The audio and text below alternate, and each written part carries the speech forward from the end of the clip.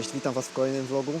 Dzisiaj podróżujemy po trasie widokowej Ryfylke. Jest to 260 km trasy widokowej, po której będziemy podróżować. Jest tu parę punktów do zwiedzenia, m.in. takie coś. Taki oto piękny wodospad. Są dwa warianty tej trasy. My niestety nie mamy czasu, żeby zrobić oba. Tniemy sobie jeden. Mam nadzieję, że ten bardziej ciekawszy. A w przyszłości, jak kiedyś tu wrócimy, to zrobimy ten drugi. Dotarliśmy do następnego punktu na trasie widokowej. Nazywa się Hosbruna i wygląda tak. Jest to najpiękniejszy most 2014 roku. Podobno w okresie zimowym i jesiennym jest super oświetlony i robi duże wrażenie. My się nim tutaj przejdziemy, zobaczymy z jednej i z drugiej strony, jak to wygląda. Ten most w zasadzie jest cały stalowy, w takim stylu zardzewiałym, ale to, co jest pod nogami, no fajnie się na to patrzy. Tu z drugiej strony jest taki coś a la pokój, można sobie usiąść, jest jedno, drugie siedzonko, można sobie pochillować, popatrzeć zza kraty na strumień rzeki. Musicie mi wybaczyć czytanie nazw tych norweskich, bo po prostu nie jest to łatwe. Staram się jak mogę. Tutaj za tym mostem jeszcze, jak się przejdzie z tej drugiej strony, zaczyna się też szlak w górki, tak więc wszystko tutaj jest związane z aktywnościami sportowymi, z górami. Ogólnie ludzie tutaj wyglądają na bardzo zdrowych, szczupłych, wysportowanych. Raczej nie spotyka się tutaj za dużo otyłych osób. Mamy też polski akcent. Łowienie zabronione.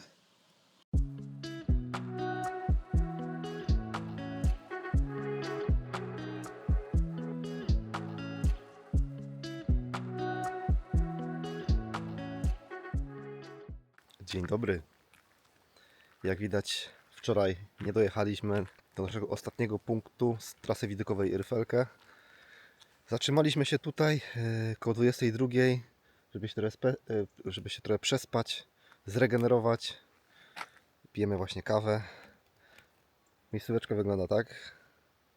Całkiem ładnie. Tutaj za ulicą jest jeziorko, ale niestety spodziewaliśmy się, że ta trasa, spodziewaliśmy się, że ta miejscówka będzie trochę mniej ruchliwa, ale niestety w nocy było całkiem sporo samochodów i ciężko się tu spało. Jak widzicie zresztą, jedzie samochód za samochodem. No jest to prawda już 8 i tak nie było w nocy, ale często właśnie jakiś tir przejeżdżał. No i tir było zdecydowanie mocno słychać, tak? Przeszkadzało to w takim spokojnym śnie. Trochę się budziłem, więc nie jestem super mega wyspany, dlatego kawa jest bardzo potrzebna. Dzisiaj tak naprawdę jest nasz ostatni dzień w Norwegii. Plan jest taki, że jedziemy właśnie do tego punktu ostatniego widokowego, pooglądać jak to tam wygląda.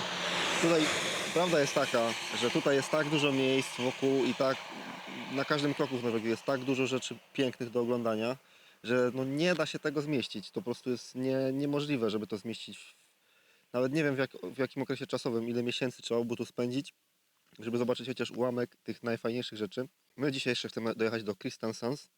Tam się trochę pokręcić, zobaczyć jak te plaże wyglądają słynne, jak miasto wygląda. My pewnie jakiś magnesik kupimy, coś tam zjemy, pewnie znajdziemy sobie jakiś tam nocleg. Myślę, że może jakiś kemping. Na dziko myślę, że może być ciężko ze względu na to, że w pobliżu dużych miast te nocowanie na dziko jest dosyć utrudnione.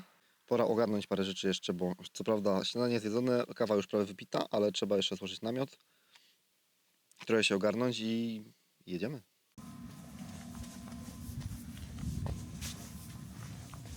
No i dotarliśmy na Holesli, punkt widokowy ostatni na trasie Ryfelkę i wygląda on tak.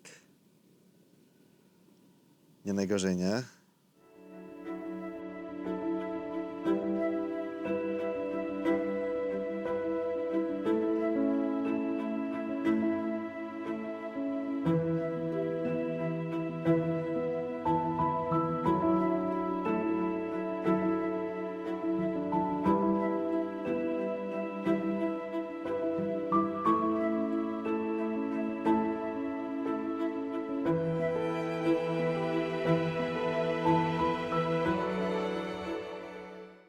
jak już wcześniej wspominałem, tutaj w Norwegii Wrożenie robi praktycznie wszystko na każdym kroku, na tych wszystkich trasach widokowych, bo robiliśmy ich parę.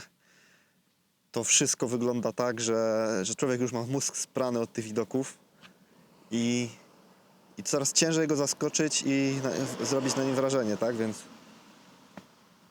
to wygląda całkiem nieźle.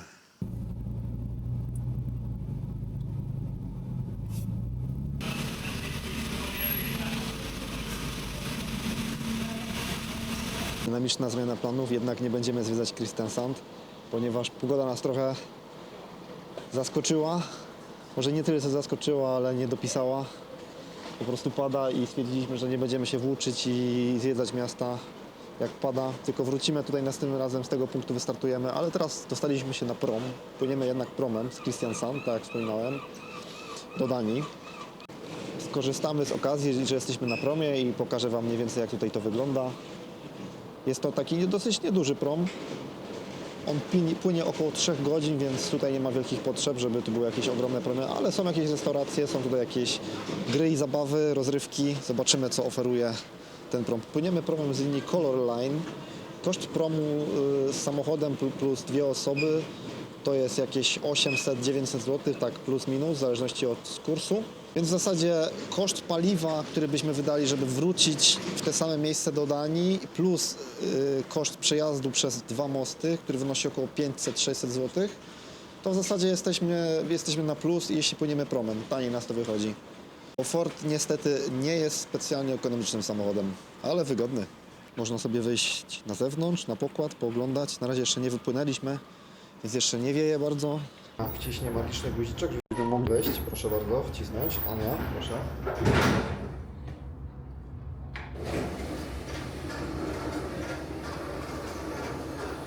No i wchodzimy.